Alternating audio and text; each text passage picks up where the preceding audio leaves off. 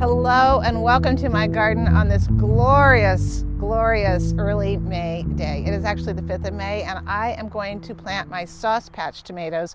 Finally, these are my sauce patch tomatoes and they are Romas. They're called Virginia Select Romas. I planted these seeds indoors about 6 weeks ago, and they have been actually outdoors now for about 2 weeks. So maybe even a little bit longer because the weather began getting warm here. And you can see they are quite large now and quite healthy, and it is time for them to go into the ground.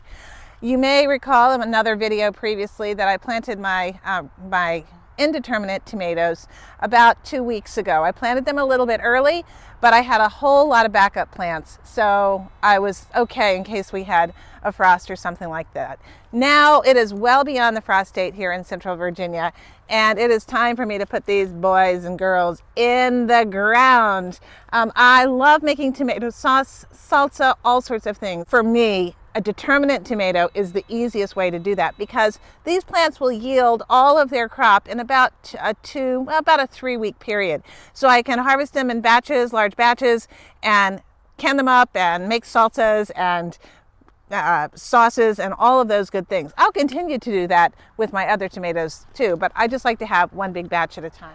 This long central bed is about, maybe about 14 feet long, maybe a little bit more, and it is about 4 feet wide. And I'm going to actually fit 18 tomato plants in this year. It's going to be a little tight, but I keep a pretty close watch on my tomatoes for diseases and things like that, and I'm able to manage it pretty well. This particular bed has been used for brassicas in the fall, and late this winter when everything was picked, my last of the Brussels sprouts, I went ahead and added more compost on top and topped it with a good layer of hay. Now, in my previous video, you have seen that I often add eggshells to my garden plants. I am out of eggshells because I used it to plant all of the other tomatoes.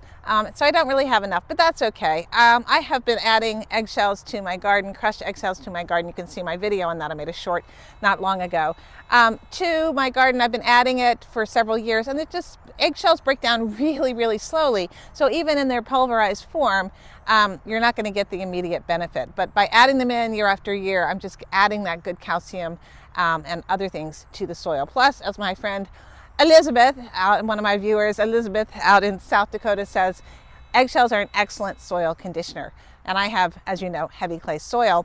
But now my beds are mainly no-dig beds, and they're delicious to work with. So I'm just going to add a little bit of organic granular fertilizer for a slow release into the planting hole.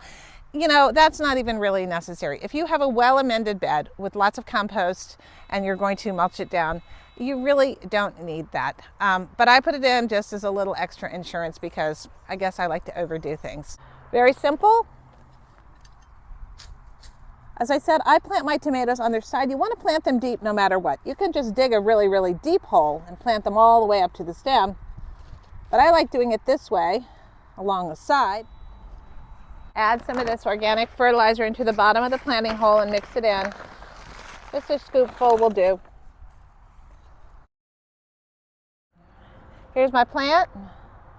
I am simply pulling off the bottom leaves. I'm going to plant it up to there.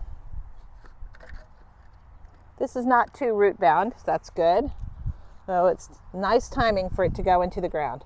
All right, looks kind of funny, I know. We're just going to scoop those back and around. The soil back in. Tamping it down. Now I'm just going to water this in with some fish emulsion. You just mix up the fish emulsion according to the instructions. Go ahead and you pour it right onto the plant. It's going to kind of help this plant get a jump start, get over its shock of transplant. Everybody gets about a 3-second soak. Now I will come back and I will add additional mulch, hay mulch, on top of this bed. Now, one of the other things I do when I plant my sauce patch is I plant marigolds and I plant basil. I plant marigolds, basil, and also calendula. Having these flowers around will not only look beautiful, and having the basil around will not only taste beautiful, but it does actually help to repel some insects and attract some beneficials. So I love to put flowers all over my garden, but particularly around my sauce patch. A tomato patch, in my view, would not be a tomato patch without marigolds and basil and calendula early in the summer. Thank you so much for watching. Take care. Bye.